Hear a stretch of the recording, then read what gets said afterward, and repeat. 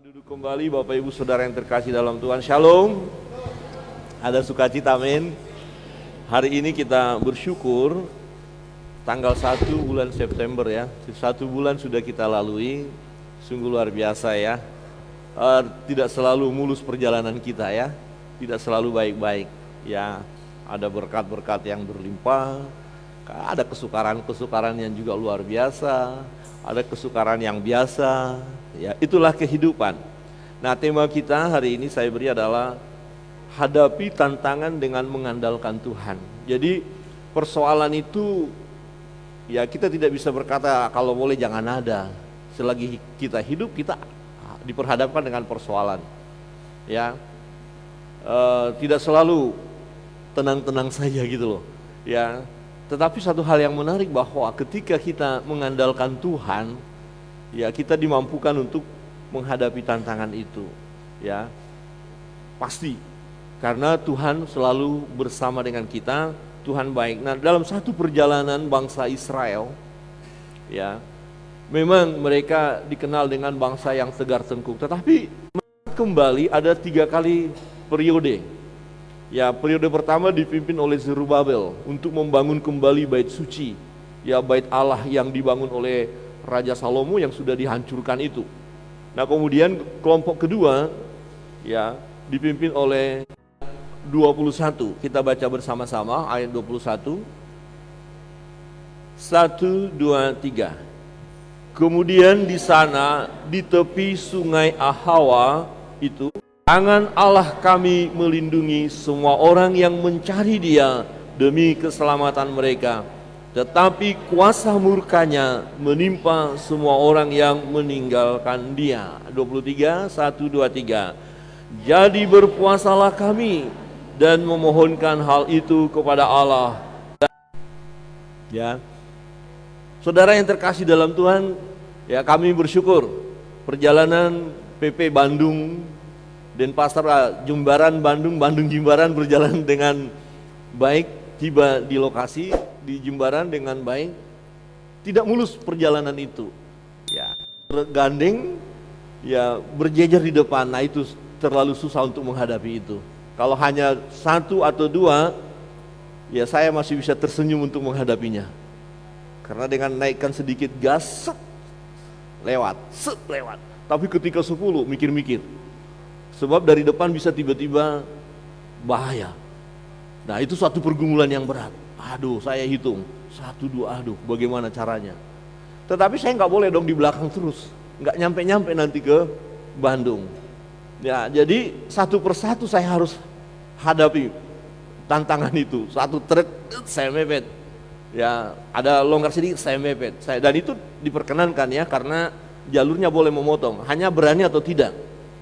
Ya, nah sampai masuk jalan tol. Nyaman banget. Ya, jalan tol sampai, ya kami di Magelang dulu menginap, ada keluarga, mulus. Memang satu kesalahan terjadi waktu mau mutar ke daerah Surabaya ya, itu terlalu banyak putarannya, jadi salah putar. Ya, jadi yang mana ini lihat Google Map. Rupanya kita harus belajar juga melihat arah, ya, melihat petunjuk. Nah, akhirnya salah dan putar lagi. Ternyata yang kedua salah juga. Ya, saya sih sudah katakan ini benar. Nah, Eldo bilang enggak, yang sana. Enggak, yang ini. Kami berdiskusi, akhirnya saya ikut Eldo. Ternyata salah lagi. Teng dong, kata Google Map-nya. Nah, salah lagi bang. Ya enggak apa-apa, putar lagi. Dan terakhir supaya tidak salah, ayo dengar. Harus fokus kepada rambu-rambu, fokus kepada petunjuk. Dan betul ada tulisan tidak salah lagi, masuk, dan setelah benar jalurnya tancap terus. Di tol itu nggak ada masalah. Ada kalanya dalam perjalanan kita itu kita seperti di jalan tol, jangan lambat di situ, malah dilarang kalau lambat. Itu memang jalur cepat. Jadi saat kita dalam hidup jalur cepat saja nggak apa-apa, ya. Tapi ketika di jalur macet, ya susah, jangan coba-coba cepat. Dan jangan juga mengeluh. Tapi seringkali kita mengeluh di situ. Setuju Bapak Ibu? Aduh, kenapa? ya tidak mulus ya. Nah sampai di Bandung semua masuk ke kota, macetnya juga luar biasa.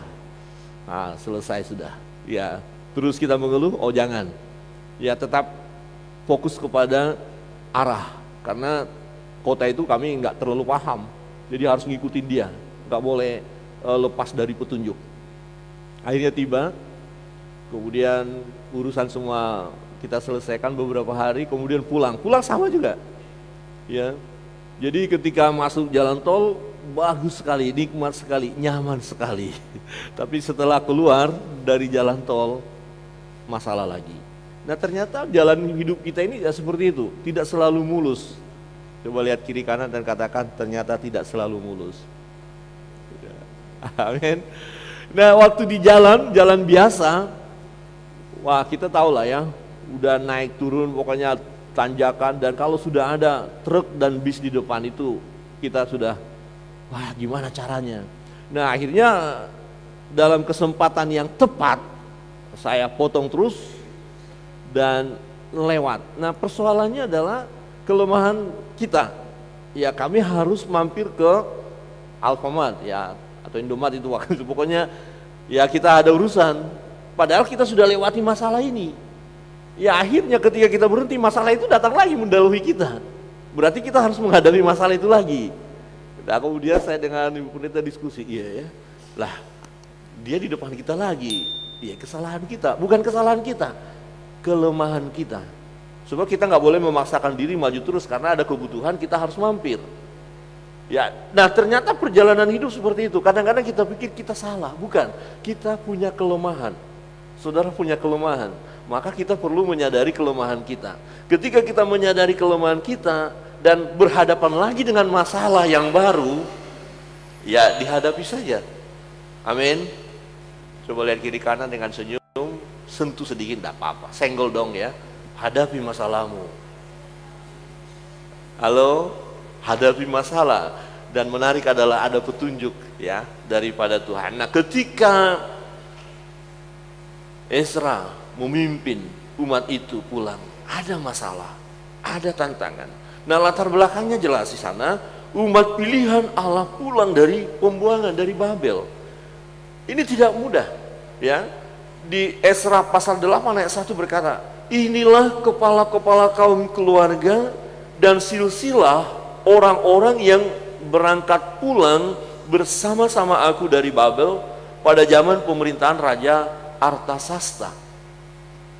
Jadi dalam pemimpinan Raja Artasasta, sebelumnya gelombang pertama ya Raja Persia ya, Kores atau Koresi, mengizinkan mereka pulang di bawah pimpinan Zerubabel membangun Bait Allah. Nah mereka sampai selesai pembangunan itu. Nah kemudian kelompok yang kedua, mereka harus kembali ya ke Yerusalem, untuk tinggal di Yerusalem. Ternyata perjalanan itu tidak mudah ya. Tidak gampang mereka untuk sampai di Yerusalem. Maka ayat yang kita baca tadi, karena ada masalah. Di jalan itu mereka membawa harta, ada anak-anak, dan ada penyamun, ada perampok. Jadi tidak mudah mereka kembali ke Yerusalem. Di Ezra pasal 7 ayat 1 berkata begini, ya, kemudian daripada semuanya itu pada zaman pemerintahan Artasasta, raja negeri Persia, maka berangkatlah Ezra bin Seraya bin Azaria bin Hilkiah. Jelas Ezra memimpin ya. Di ayat 6, Ezra ini berangkat pulang dari Babel. Ia adalah seorang ahli kitab, mahir dalam Taurat Musa yang diberikan Tuhan Allah Israel, dan raja memberi dia segala yang diingininya oleh karena tangan Tuhan Allahnya melindungi dia. Tuhan melindungi Ezra. Akhirnya raja memiliki ya hati yang mengasihi buat Ezra, dan diizinkan mereka pulang dengan membawa harta, benda-benda yang tadinya ada di Bait Allah, mereka bawa untuk kemudian nanti ditaruh kembali kepada Bait Allah. Jadi mereka pulang untuk menikmati kemerdekaan itu, mereka pulang untuk beribadah kepada Allah. Di ayat 7 berkata begini, juga berangkat pulang ke Yerusalem beberapa rombongan orang Israel dan imam, orang Lewi, penyanyi, penunggu pintu gerbang, dan budak di bait Allah pada tahun ke-7 zaman Raja Artasasta. Mereka kembali ke Yerusalem. Di pasal 8 ayat 31 kita baca bersama-sama. 1, 2, 3. Kemudian berangkatlah kami dari sungai Ahawa pergi ke Yerusalem pada tanggal 12 bulan pertama untuk berjalan ke Yerusalem, dan tangan Allah kami melindungi kami dan menghindarkan kami dari tangan musuh dan penyamun. Perjalanan yang tidak mudah, dan mereka akhirnya sampai ke tujuan. Mereka harus fokus, tujuan harus jelas, tidak boleh melenceng. Nah, ini yang saya katakan tadi seperti petunjuk, ada rambu-rambu supaya kita nggak salah sampai pada tujuan. Ada rambu-rambu, ada map yang harus kita ikuti. Nah, untuk mereka sampai kepada tujuan, mereka sadar ada musuh, mereka sadar ada penyamun, mereka sadar ada tantangan, mereka sadar ini tidak mudah, mereka sadar mereka bersama dengan anak-anak yang lemah, mereka sadar membawa harta yang siap dirampok oleh orang. Mereka sadar ini tidak gampang, perjalanan ini tidak mudah. Sebenarnya bisa mereka minta kepada raja, tolong gerakkan pengamanan, tolong gerakkan serdadu, tolong sertai kami sampai kepada tujuan. Bisa saja, karena raja berkata, apa yang mau saya buat? Katakan permintaan kalian. Tetapi Esra berkata, tidak, Tuhan Allah bersama dengan kami. Ya, akhirnya tadi pembacaan kita kan, malu dong minta bantuan sama raja. Kita kan udah berkata Allah kita hebat, Allah kita dahsyat. Ya, jadi mereka melangkah. Nah, untuk itu apa yang mereka harus lakukan? Saudara yang terkasih dalam Tuhan, sebelumnya waktu Zerubabel pulang dan membangun bait Allah, ada tantangan. Ya, di pasal 5 ayat 1, tetapi Nabi Hagai dan Zakaria bin Ido, kedua nabi itu bernubuat terhadap orang-orang Yahudi yang tinggal di Yehuda dan di Yerusalem dalam nama Allah Israel yang menyertai mereka. Pada waktu itu mulailah Zerubabel bin Shealtiel dan Yesua bin Yozadak membangun rumah Allah yang ada di Yerusalem.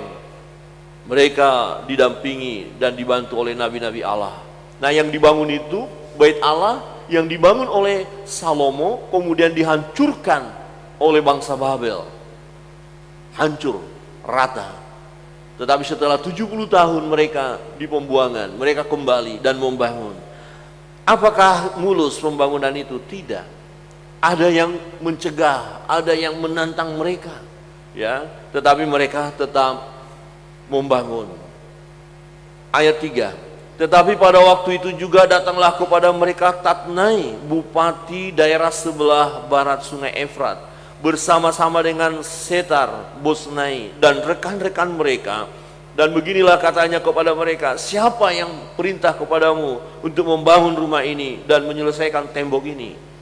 Ya, mereka diancam, mereka dipertanyakan siapa. Kalau benar ada keputusan raja, buktikan. Jadi diganggu mereka, dihalang-halangi. Ya, lalu katanya pula kepada mereka, siapakah nama-nama orang mendirikan bangunan ini? Siapa yang mau membangun ini? Siapa orangnya? Jadi ditakut-takuti, digentarkan mereka, diancam mereka. Tetapi Tuhan tetap menyertai. Di ayat 5 kita baca bersama-sama. 1, 2, 3. Tetapi mata Allah mengamat-amati para tua-tua orang Yahudi, sehingga mereka tidak dipaksa berhenti oleh orang-orang itu, sampai ada berita diterima oleh Darius, dan kemudian dikirim kembali surat jawaban mengenai hal itu. Mereka kirim, bupati kirim surat kepada Raja Darius. Benar nggak ada piagam, ada pernyataan bahwa bangsa ini pulang ke Yerusalem dan membangun. Dan nanti Bapak Ibu bisa pelajari, ternyata ditemukan piagam itu. Dan Darius berkata, jangan kalian ganggu.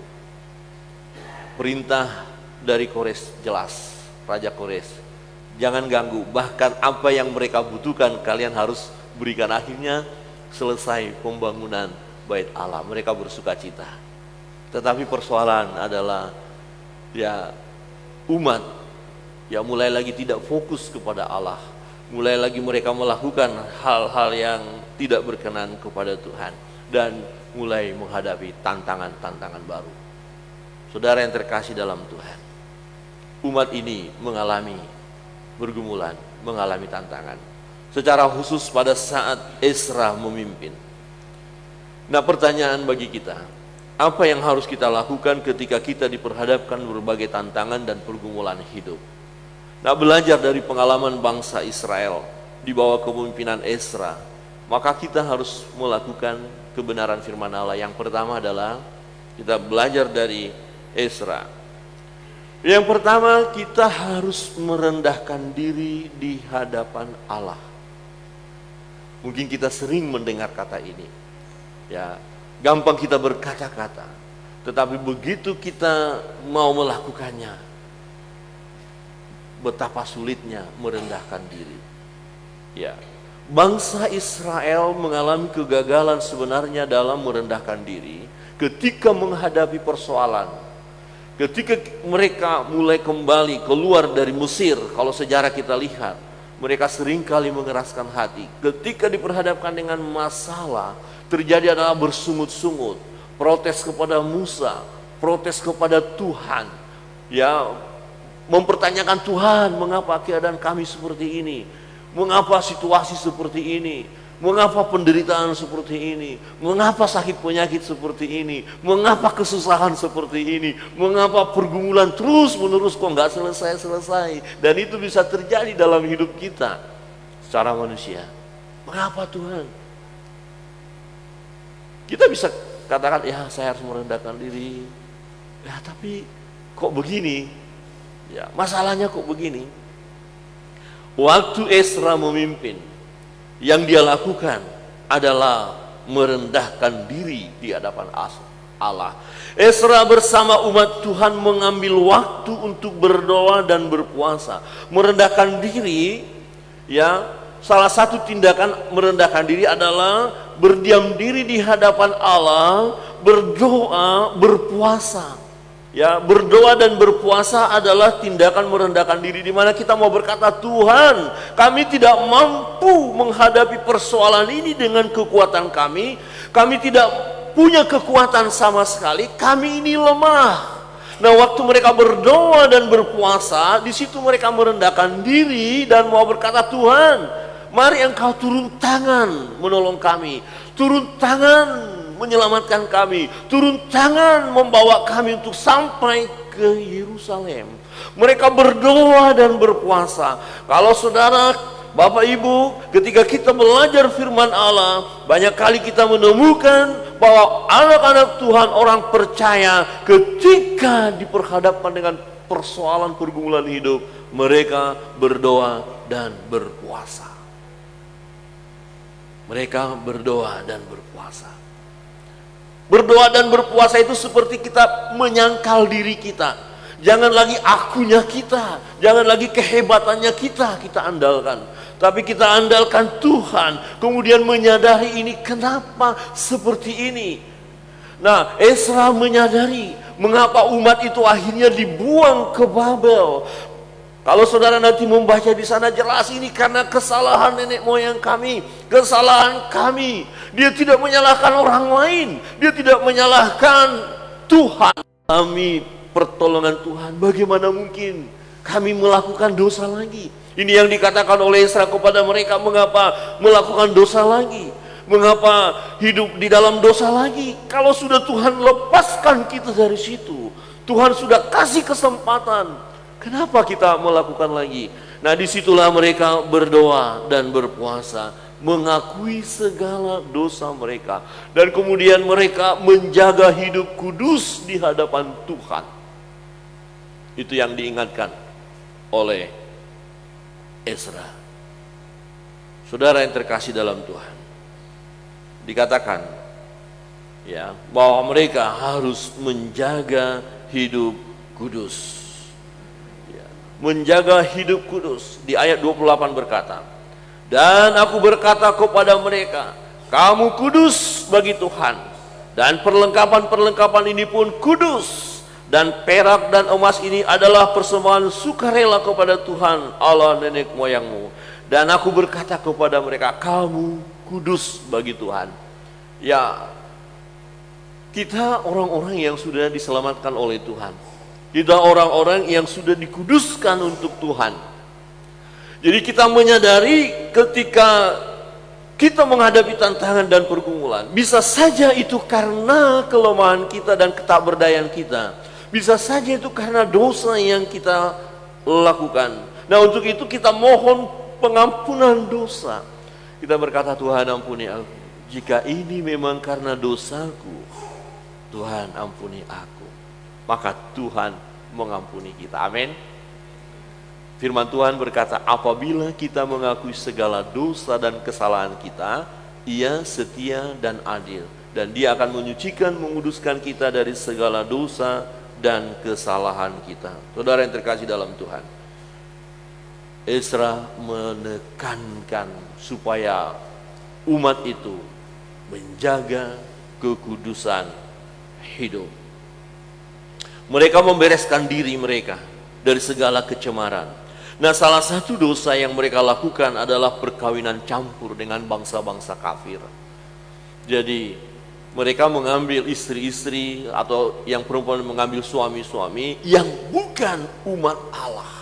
Persoalannya ini bukan rasis, tapi persoalannya ketika mereka menikah ya dengan umat yang bukan umat Allah, mereka tergoda mengikuti penyembahan berhala. Itu persoalannya.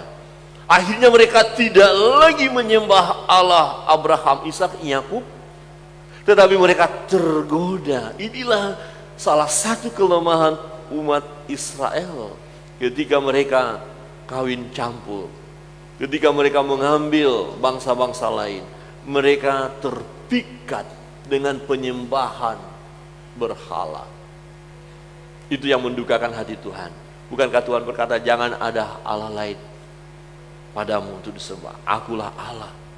Hanya satu Tuhan yang harus kita sembah, jangan yang lain. Nah, seringkali kita tergoda ketika ada persoalan, pergumulan, kita tidak datang kepada Tuhan, kita tidak merendahkan diri di hadapan Tuhan, kita tidak sabar melihat kuasa-Nya bekerja di dalam diri kita. Akhirnya kita terpancing kepada kuasa-kuasa lain. Ini yang tidak dikehendaki oleh Tuhan. Ya, mulai ada kekuatan-kekuatan lain kita andalkan atau kita datang kepada mereka untuk meminta pertolongan. Saudara, Ezra memimpin. Ezra ahli kitab. Dia tahu kebenaran, dia selidiki kebenaran, dan dia berjuang untuk membawa umat itu kepada kebenaran. Dan nanti tindakannya luar biasa. Karena dia tahu kebenaran, dia tahu persoalannya adalah ada di antara mereka bahkan pemimpin-pemimpin yang melakukan kesalahan dengan mengambil ya bangsa-bangsa lain yang membuat bangsa itu berdosa kepada Allah, maka dipisahkan mereka. Ya, jadi ibu-ibu dipisahkan. Mungkin kita berkata, oh, kejambangan. Nah, ini persoalannya adalah apakah mau hidup kudus atau tidak. Kalau mereka tidak hidup kudus, maka penderitaan yang akan mereka alami, dan penderitaan yang semakin luar biasa. Jadi untuk memisahkan diri memang tidak gampang, tetapi harus mereka lakukan. Maka dipisahkanlah ya yang bukan umat Tuhan. Ya, dengan kata lain, yang tidak menyembah Allah ya harus disingkirkan dari kehidupan orang-orang yang menyembah Allah, karena antara gelap dan terang tidak bisa bersatu. Jadi kita nggak bisa ya gunakan kekuatan ini, gunakan kekuatan itu. Dulu ya saya ya belum sungguh-sungguh bertobat, walaupun orang Kristen ya, tapi kadang-kadang mau juga kuasa-kuasa lain. Ya, satu ketika ada teman ya sama-sama anak muda, biasalah ya perantau-perantau.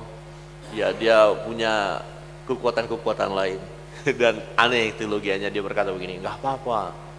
Ya, dia panggil Lai ya, kalau orang Batak, nggak apa-apa Lai. Kuasa Tuhan kita pegang kan hebat. Nah, kuasa magic ini kita kuat, jadi kekuatannya double. Yang ini boleh, yang ini boleh juga. Jadi kita aman. Wah, apa boleh seperti itu? Kalau kekuatan Tuhan kita minta, belum, kita pakai kekuatan ini. Ya, sama dulu ada orang-orang muda berkata begini. Ya, orang muda ya, bukan bapak-bapak ya. Cinta ditolak, apa dibilang? Cinta ditolak, dukun bertindak gitu ya, main dukun ya. Kita nggak boleh main-main dukun. Bapak-bapak, ibu-ibu nggak boleh main dukun. Amin. Coba lihat kiri kanan dan katakan jangan main dukun. Ya. Ada juga kisah itu suami-suami itu nggak bisa apa-apa. Rupanya istrinya main dukun. Tapi di sini istri-istri sini nggak ada yang main dukun kan? Supaya suamiku tunduk. Aku baca, tunduk. Nggak ada ya? Ya, itu mendukakan hati Tuhan. Nah, persoalan adalah ketika kawin campur itu, hati mereka mendua. Jangan mendua hati. Kita harus hanya kepada Tuhan. Mereka merendahkan diri. Mereka berdoa, berpuasa. Mereka menangis di hadapan Tuhan. Dan kemudian firman Tuhan katakan apa? Tuhan mengabulkan doa mereka. Tuhan memberkati mereka. Orang-orang yang merendahkan diri di hadapan Allah, mereka berkenan kepada Allah. Mereka diberkati oleh Allah. Mereka ditolong oleh Allah. Ya. Bagaimana mungkin Allah berdiam diri kalau kita sudah menyenangkan hati Allah? Tidak mungkin. Sama seperti seorang anak yang dalam setiap hari kehidupannya menyenangkan hati papa mamanya. Perhatikan, papa mama pasti memberi yang terbaik buat anak ini. Tidak mungkin memarahi, tidak mungkin memukul. Pasti dia tunjukkan kasih yang lebih lagi karena melihat tindakan anak yang sangat luar biasa baiknya. Adakah kita anak-anak Tuhan yang baik? Sangat baik, amin. Atau sedikit lebih baik, atau mungkin berjuang lebih baik ya. Ya, kita berjuang proses. Kebenaran yang kedua, Bapak Ibu Saudara yang terkasih dalam Tuhan. Dari pengalaman perjalanan bangsa umat pilihan Allah ini yang dipimpin oleh Ezra. Yang kedua, tidak mengandalkan kekuatan manusia sekalipun ada kesempatan untuk mengandalkannya. Ya, tidak mengandalkan kekuatan manusia sekalipun. Ya, raja sangat senang kepada Ezra. Ya, raja bertanya, apa yang mau saya buat? Ya, raja akan memberi, ini raja orang Persia, bukan umat pilihan Allah. Ya, tapi Tuhan taruh hati kepada raja untuk mengizinkan bangsa ini pulang ya kepada negeri perjanjian itu, kepada Yerusalem, kepada Yehuda. Ya. Tetapi Ezra berkata, kami punya Allah, kami punya Tuhan. Nah, dengan kata lain ini suatu tantangan yang luar biasa supaya Ezra tidak hanya omong saja, hanya omong-omong saya punya Tuhan. Faktanya kamu datang minta bantuan. Nah, ini satu hal yang bisa kita terjebak, berkata Tuhan kita kuat, Tuhan kita kuasa, Tuhan kita hebat, tetapi kita tidak mengandalkan Tuhan sebenarnya dalam hidup ini. Kita lebih mengutamakan siapa yang akan membantu kita, orang-orang tertentu yang kita dekati, orang-orang tertentu yang kita mintain tolong, bukan kepada Tuhan. Nah, ini sesuatu hal yang keliru. Berarti kita mengandalkan kekuatan manusia. Tetapi Ezra tidak memanfaatkan kebaikan Raja Artasasta. Ya, dia tidak memanfaatkan itu. Bisa saja dia meminta pertolongan, tetapi dia berkata, kami andalkan Tuhan. Kami andalkan Tuhan. Saudara yang terkasih dalam Tuhan. Ya, dikatakan tadi firman Tuhan yang kita baca. Ya. Ayat 22, karena aku malu meminta tentara dan orang-orang berkuda kepada raja untuk mengawal kami terhadap musuh di jalan. Kami malu minta pertolongan. Kami malu minta tentara mengawal. Kenapa? Sebab kami telah berkata kepada raja demikian, tangan Allah kami melindungi semua orang yang mencari Dia demi keselamatan mereka. Artinya gini, Ezra tidak mau mempermalukan nama Tuhan di hadapan raja. Kadang-kadang ini bisa terjadi dalam hidup kita. Kita berkata, Tuhan akan tolong saya, Tuhan akan membantu saya. Tapi faktanya kita curhat kepada orang lain dengan kelemahan-kelemahan kita, dengan alasan meminta pertolongannya, bukan datang kepada Tuhan. Bisa saja Tuhan pakai orang lain, itu tidak masalah. Tetapi jangan kita mengutamakan orang lain, mengutamakan raja, mengutamakan kekuatan-kekuatan lain. Tuhan bisa pakai mereka, tetapi yang kita harus lakukan adalah utamakan Tuhan. Dan kita berkata, Tuhan, Engkau Allah kami yang sanggup menolong kami, Engkau tidak pernah meninggalkan kami. Ya, tangan Allah kami melindungi semua orang yang mencari Dia demi keselamatan mereka, tetapi kuasa murkanya menimpa semua orang yang meninggalkan Dia. Jadi berpuasalah kami. Saudara, jangan kita tergoda ya, ketika kita melihat orang ini sepertinya dapat membantu saya, langsung kita datang kepada dia. Oh, om ini, opa ini, oma ini, tante ini, orang-orang tertentu yang kita pikir dia bisa menolong kita. Tetapi orang yang mengandalkan kekuatan orang lain, Tuhan bilang apa? Terkutuk. Bahkan kita bisa kecewa. Saudara bisa kecewa, saudara bisa berpikir, oh orang ini bisa akan tolong saya. Tetapi orang itu lemah. Dan ketika dia tidak menolong kita, kita kecewa.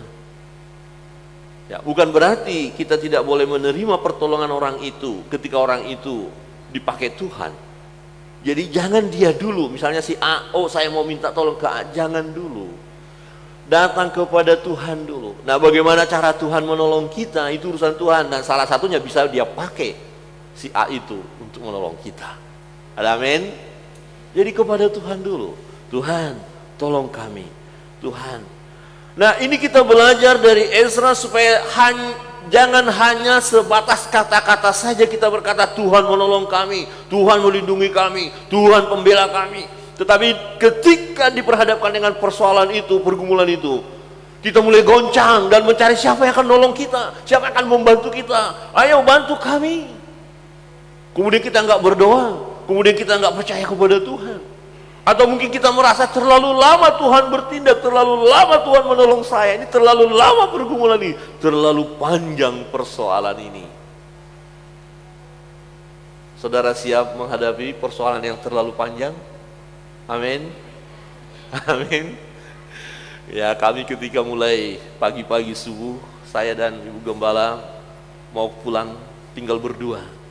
Baru berangkat saja nih, membayangkan ini Jimbaran. Aduh, jauh banget ya. Jauh banget. Tapi yang harus sampai di Jimbaran. Jauh banget. Ya. Dan harus saya lewati. Saya nggak mungkin minta Bu Gembala ganti nyetir, selesai kami nanti, ya. Dari Bu Gembala makanya ajarin apa? Ya ajarin bawa mobil, lain kali sajalah. Sekarang nggak perlu belajar, bagaimana dalam tempo yang singkat ngajarin bawa mobil kan nggak bisa. Jadi saya harus hadapi tantangan itu. Ya, tapi Bu Gembala bantu mengingatkan supaya jangan ngantuk. Dan dilihat kecepatan agak tinggi, Bapak jangan terlalu cepat. Agak pelankan sedikit, oh ya benar, jangan terlalu, ya jangan terlalu. Ada amin. Coba lihat kiri kanan dan kata jangan terlalu. Terlalu apa terserah dia.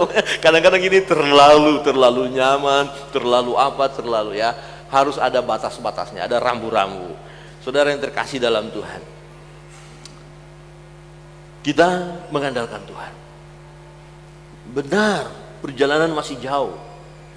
Jangan jenuh. Jangan putus asa, jangan menyerah.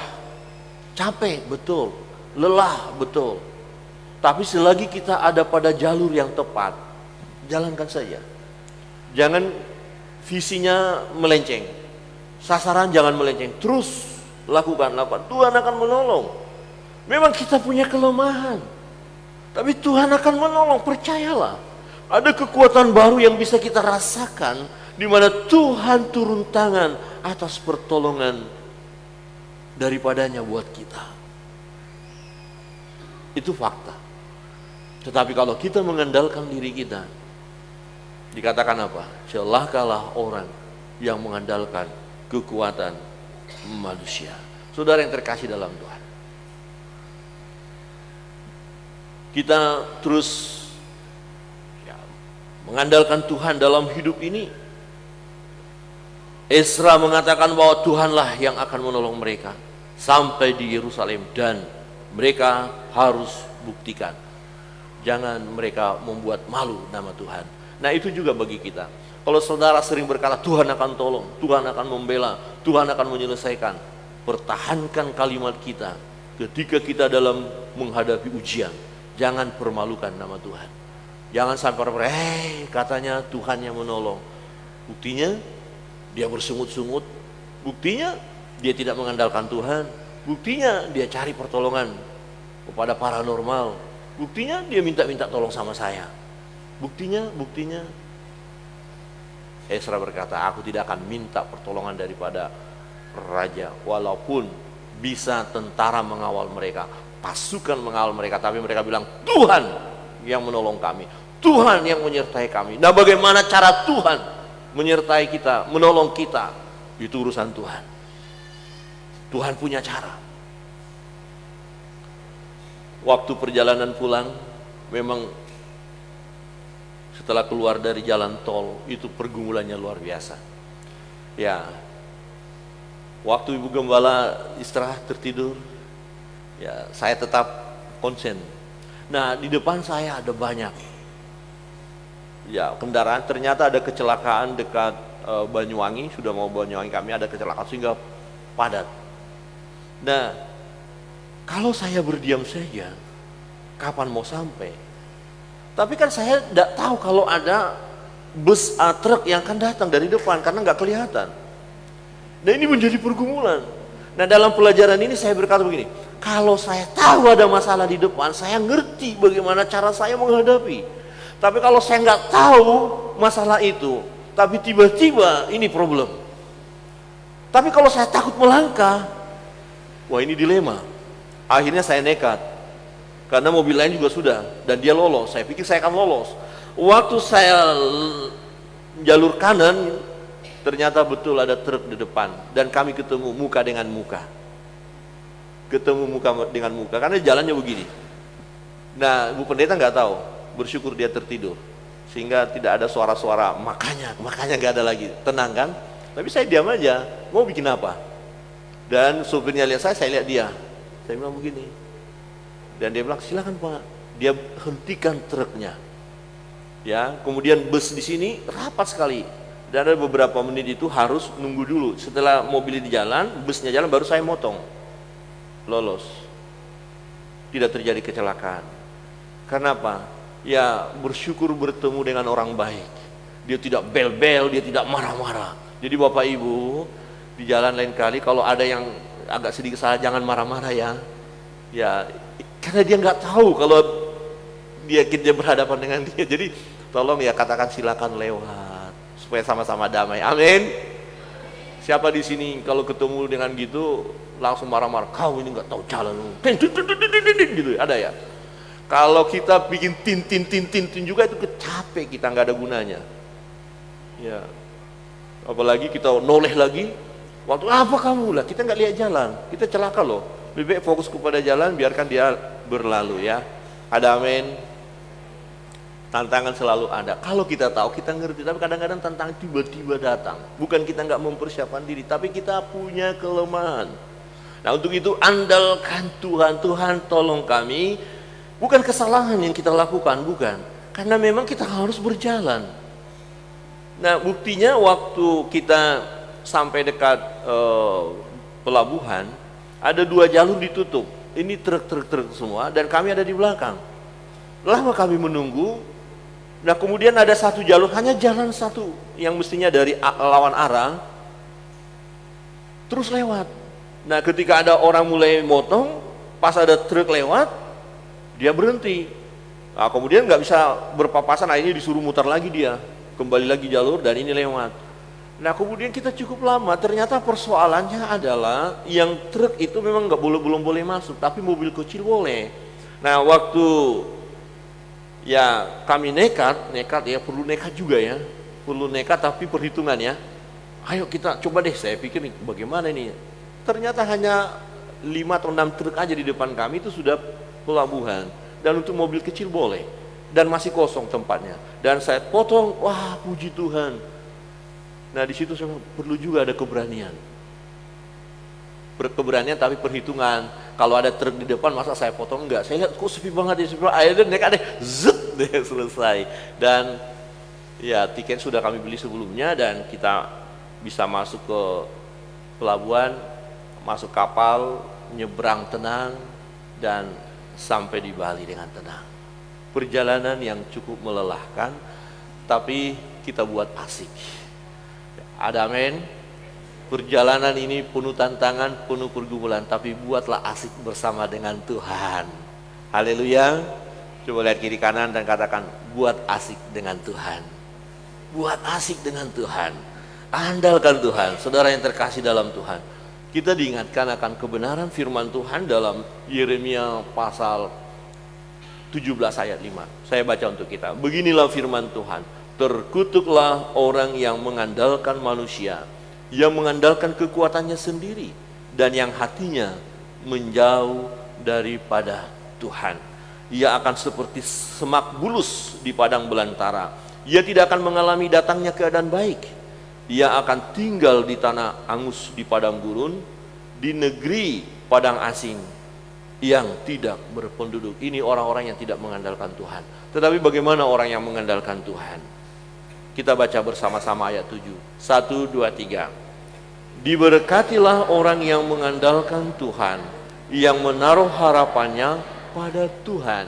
Berikut, ia akan seperti pohon yang ditanam di tepi air, yang merambatkan akar-akarnya ke tepi batang air, dan yang tidak mengalami datangnya panas terik, yang daunnya tetap hijau, yang tidak khawatir dalam tahun kering, dan yang tidak berhenti menghasilkan buah. Bapak Ibu Saudara yang terkasih dalam Tuhan, perjalanan hidup kita tidak selalu mulus. Ada tantangan, ada pergumulan. Apa yang harus kita lakukan? Belajar dari perjalanan hidup umat pilihan Allah pulang dari pembuangan, dipimpin oleh Esra. Pertama, mereka merendahkan diri di hadapan Tuhan. Mari kita rendahkan diri di hadapan Tuhan. Apapun persoalan pergumulan, datanglah kepada Tuhan. Tuhan izinkan persoalan itu ada maksud Tuhan. Allah turut bekerja dalam segala hal untuk mendatangkan kebaikan bagi setiap kita yang mengasihi Tuhan. Jadi terima persoalan itu. Bersyukur, terima kasih Tuhan. Kita mohon hanya pertolongan Tuhan. Dan yang kedua, ya, andalkan Tuhan. Jangan mengandalkan kekuatan manusia. Ya, jangan mengandalkan kekuatan manusia. Kita ini penuh dengan kelemahan. Kita punya keterbatasan. Tetapi ketika kita berserah kepada Tuhan, Tuhan akan menolong kita. Kiranya kebenaran firman Tuhan hari ini menguatkan perjalanan hidup kita. Kita buat asik dengan persoalan pergumulan yang ada. Katakan, Tuhan, aku mau asik dengan Tuhan. Memang berat, memang capek, memang sedih, memang bergumul, tapi aku menantikan bahwa Tuhan akan menolong aku. Esra memimpin umat itu sampai di Yerusalem. Kita persiapkan hati kita untuk meresponi firman Tuhan. Pemain musik maju ke depan, pemimpin pujian, dan sekaligus nanti kita persiapkan diri kita untuk menerima perjamuan kudus, ya, yang mengingatkan kita akan kasih Tuhan.